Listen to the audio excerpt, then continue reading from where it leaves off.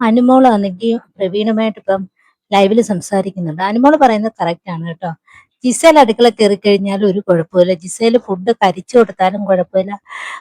Gisele food മാറ്റി വെച്ചാലും വിളിച്ചു നിന്ന് തിന്നാലും ഒന്നും ആർക്കും കുഴപ്പമില്ല. പക്ഷെ അനുമോള് കയറുകയോ അനുമോൾ അതിനകത്ത് എന്തെങ്കിലും പറയുകയോ ചെയ്തു കഴിഞ്ഞാൽ എല്ലാവർക്കും അനുമോളെ ഒറ്റയ്ക്ക് കയറി ആക്രമിക്കുന്നു എന്ന് അനുമോള് പറയുന്നത് കറക്റ്റ് ആണ്.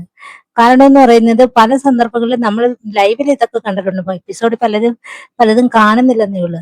അപ്പൊ അനുമോളുടെ പ്രത്യേകത എന്ന് പറയുന്നത് വേറെ ദോഷം അനുമക്കുണ്ടെന്ന് പറയുന്നത് പുള്ളിക്കാരത്തി പറയുന്നത് മാത്രം പറഞ്ഞത് കൊണ്ട് തന്നെ ഇരിക്കും. എന്നാൽ മറ്റുള്ളവർ പറയുന്നതൊന്ന് കേൾക്കാനോ അവരുടെ അഭിപ്രായങ്ങൾ എന്താണെന്നോ അതനുസരിച്ച് പ്രവർത്തിക്കാനോ അനുമോൾക്ക് ഇഷ്ടമല്ല. അനുമോള് സത്യത്തെ അനുമോള് ഒരു കാര്യത്തിൽ ആ വീട്ടിൽ ജെന്യൂനായിട്ട് നിൽക്കുന്ന വ്യക്തികളിൽ ഒരാൾ അനുമോള്. കാരണം എന്ന് വെച്ച് കഴിഞ്ഞാൽ പുള്ളിക്കാരിക്ക് എന്താണോ തോന്നുന്നത് അത് അവിടെ പ്രകടിപ്പിക്കും. അത് ആരെന്നൊന്നും നോക്കത്തില്ല.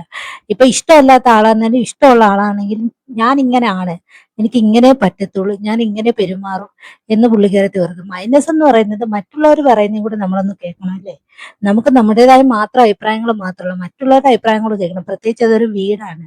ആ വീട്ടിൽ നിൽക്കുന്ന സമയത്ത് ആ വീട്ടിലുള്ളവർ പറയുന്നതും കേൾക്കണം. ആ വീട്ടിലെ ചിട്ടവട്ടങ്ങളും നിയമങ്ങളും ഒക്കെ അനുസരിക്കണം, റൂൾസുകളൊക്കെ അനുസരിക്കണം. ഇന്നിപ്പോ കിച്ചൺ ടീമിൽ നിന്ന് അനുമോളെ എടുത്ത് പുറത്ത് കളഞ്ഞിട്ടുണ്ട്. ഈ അനുമോള് അതിന്റെ പേരിൽ അനുമോൾ അവിടെ നിന്ന് സങ്കടപ്പെടുകയും കരയുകയും ചെയ്യുകയാണ്. ഇപ്പം ബാത്റൂം ക്ലീനിങ്ങിനാണ് അനുമോളെ ഏൽപ്പിച്ചിരിക്കുന്നത്. ബാത്റൂം ക്ലീൻ ചെയ്യാനായിട്ട് അനുമോളെ വിളിച്ചിട്ട് അനുമോള് പോകുന്നത് കൂടിയില്ല. കാരണം എന്ന് വെച്ചാൽ പുള്ളിക്കാരത്തേക്ക് വിഷമം കിച്ചൺ ടീമിൽ നിന്ന് എടുത്തു കഴിഞ്ഞാൽ അനുമോൾ എന്തിനാണ് ഈ കിച്ചൺ ടീമിൽ കെട്ടിപ്പിടിച്ച് കിടക്കുന്നത്? അവിടെ എന്താണ് ഇരിക്കുന്നത്? കണ്ടന്റ് ഉണ്ടാക്കാൻ തന്നെ ബാക്കിയുള്ള ടീമിലും ഉണ്ടല്ലോ. അനുമോള് കിച്ചണിൽ തന്നെ വേണമെന്ന് പറഞ്ഞാൽ അനുമോളുടെ പിടിവാശിയും നല്ലതല്ല. ഭയങ്കരമായിട്ട് പിടിവാശി പിടിക്കുന്നുണ്ട്. കിച്ചണിൽ നിന്ന് തന്നെ എന്തിനാണ് ഒഴിവാക്കുന്നത് എന്ന രീതിയിൽ അവിടെ നിന്ന് കരയണോ കരയുന്നില്ല, അവിടെ ഉള്ളവർ കാണുമോ എന്നൊരു രീതിയിൽ പേടിച്ച് നിൽക്കുകയാണ് പുള്ളിക്കാരത്തി. കരച്ചിൽ നല്ല ഭംഗിയായിട്ട് വരുന്നുണ്ട്. അത് നമുക്ക് ലൈവിൽ കാണാൻ പറ്റുന്നുണ്ട്, ലൈവിൽ കാണിക്കുകയും ചെയ്യുന്നുണ്ട്.